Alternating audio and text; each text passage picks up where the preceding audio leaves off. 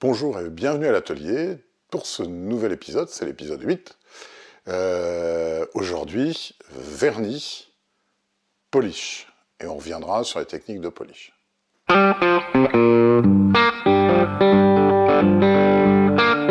Bon, on a un souci.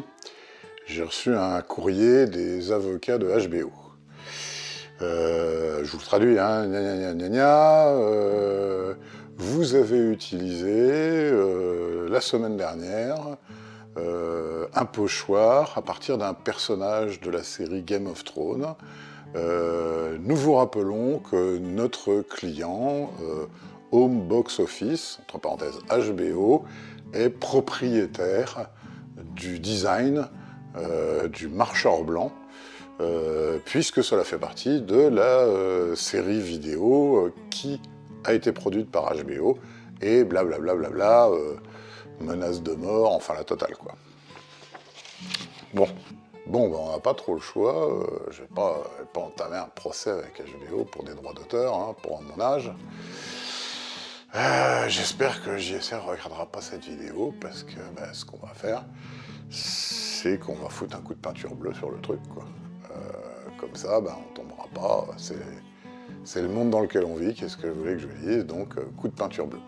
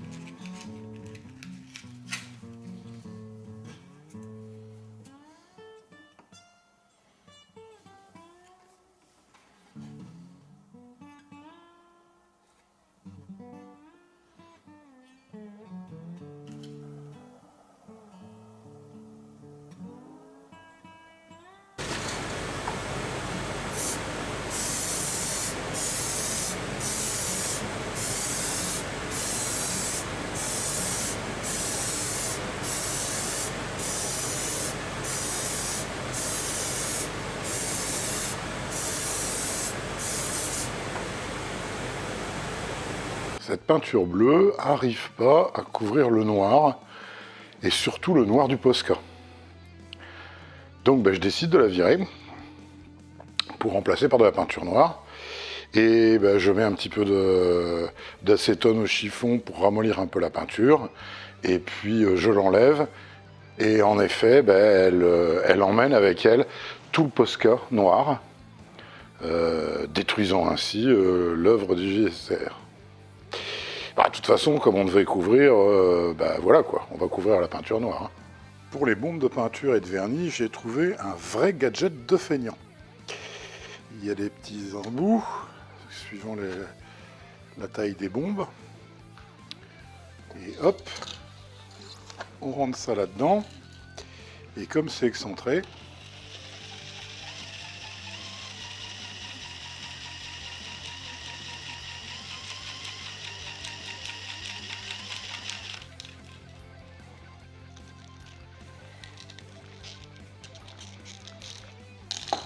et hop.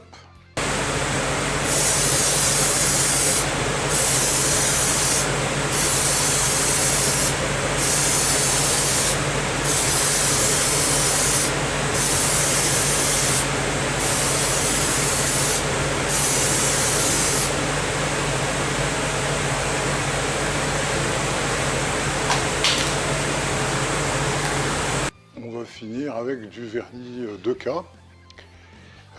Vernis polyuréthane, donc avec le petit système évidemment, avec le petit système en dessous comme d'habitude pour libérer le catalyseur. Le mode d'emploi indique qu'il faut faire une couche fine et 10 minutes à un quart d'heure suivant les conditions climatiques, donc là ça va être clairement 10 minutes, une deuxième couche plus épaisse. C'est vrai que c'est con parce que là on finit pas la bombe avec une seule guitare. Et puis comme c'est du 2K, c'est mort. Hein. Faudra que j'y pense pour la prochaine fois. L'idéal, c'est quand même d'avoir 2 guitares à finir en même temps.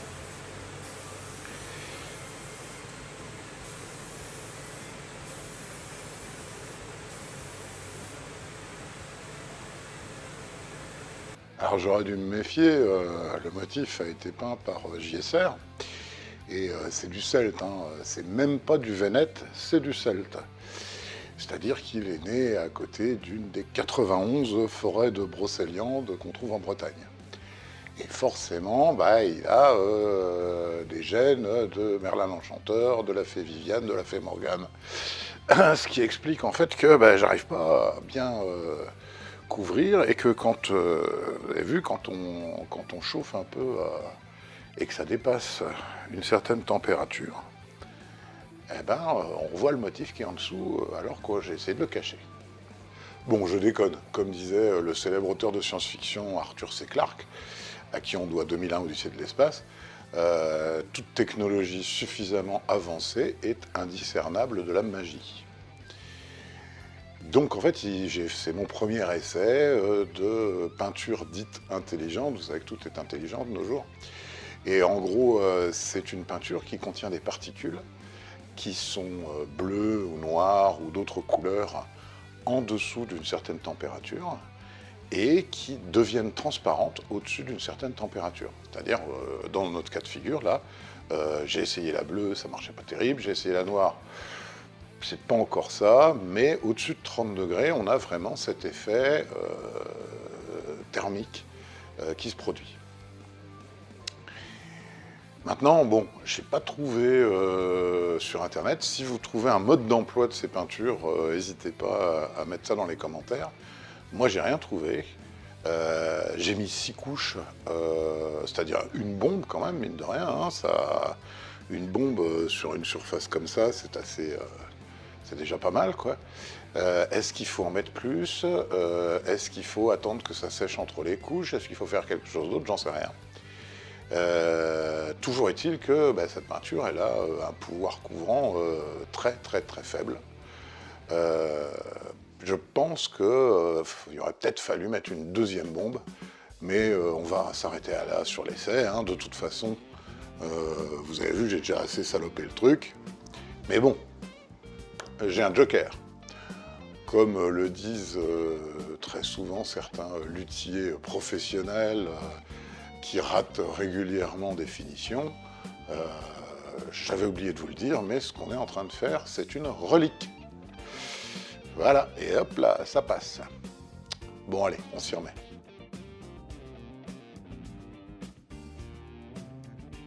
Bon, la nuit porte conseil.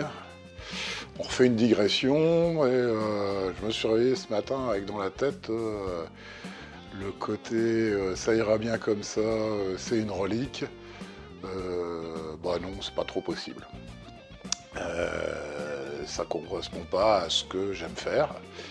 Et c'est en plus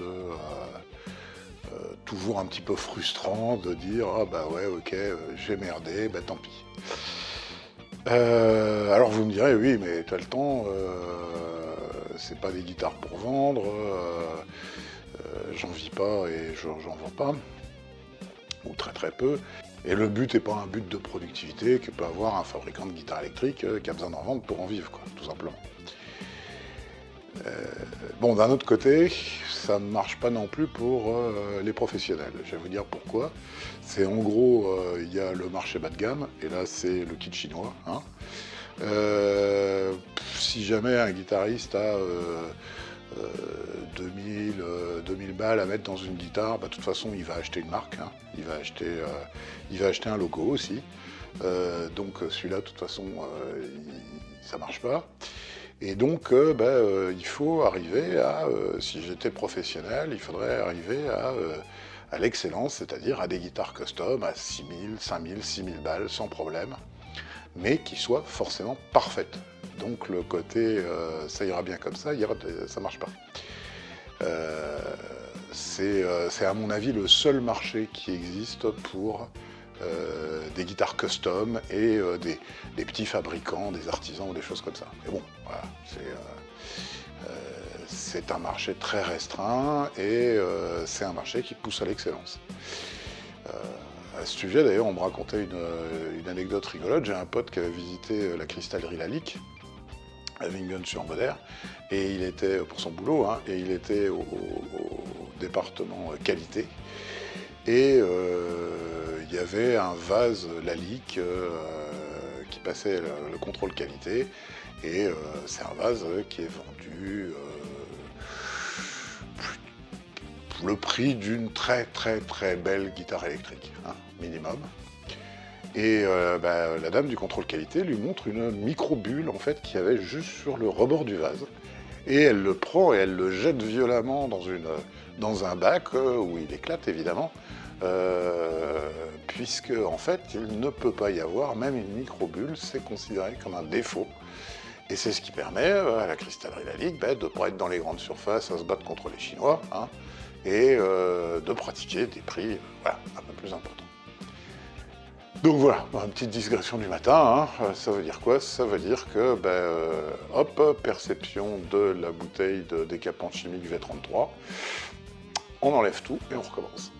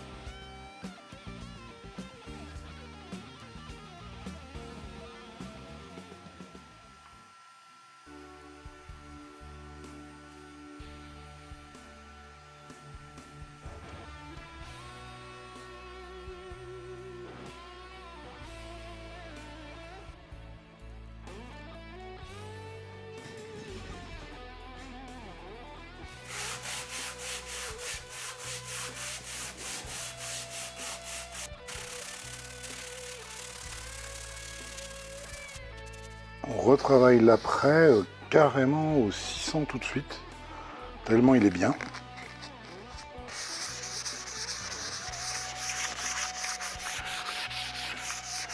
Vous voyez que le 600 fait même des rayures.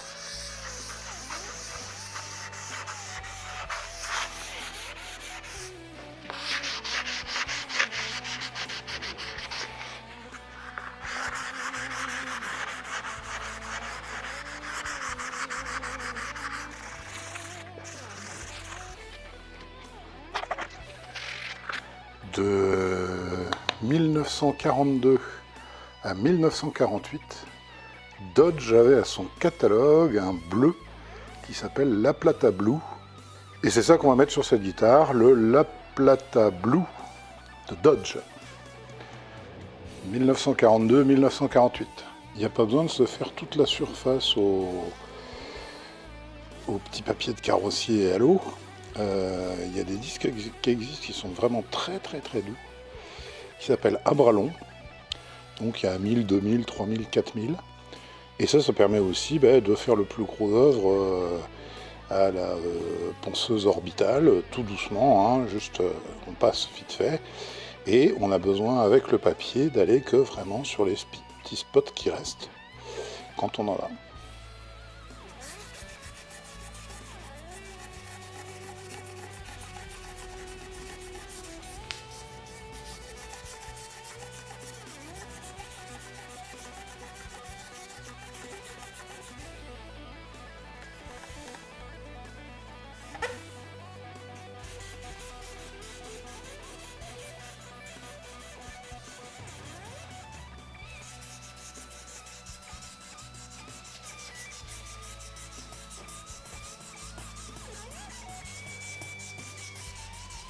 On peut commencer le polissage. On en avait déjà parlé un petit peu, les roues qui sont utilisées par beaucoup de professionnels. Bah, moi j'en ai pas l'usage parce que je vais faire quoi? Je vais polir 2-3 guitares par an à tout casser. Et donc la polisseuse de carrossier et le système 3M, vous voyez, que je conserve sous plastique de manière à ce que ça sèche pas, le pad, le chiffon pour essuyer à la fin, en 3 couleurs, vert, jaune et bleu, et on travaille comme ça.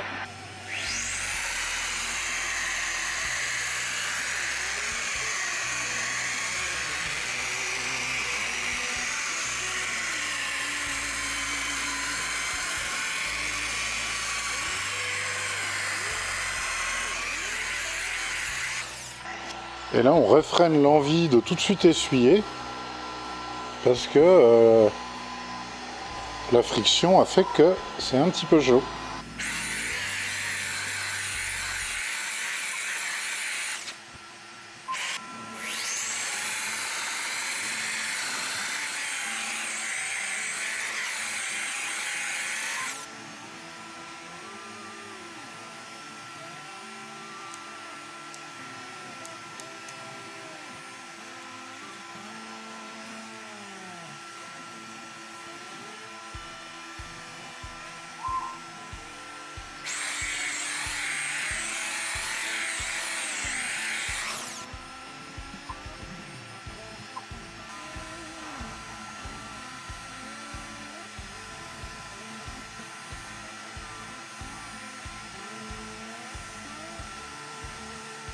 Quand on enlève le scotch qu'on a mis pour protéger les cavités, ça vaut le coup de mettre un léger coup de cutter.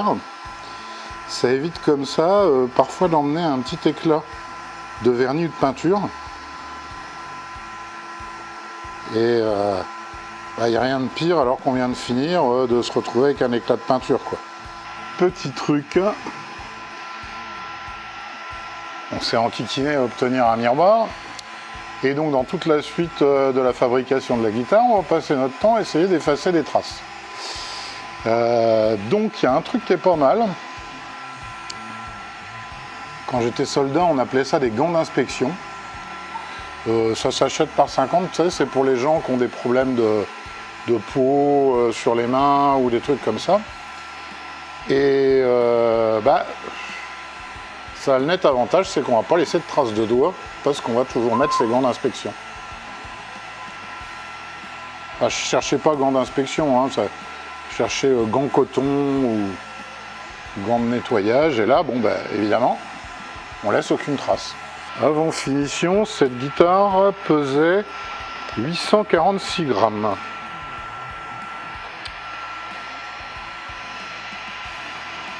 Après finition, elle a pris 50 grammes puisqu'elle est à 896 grammes.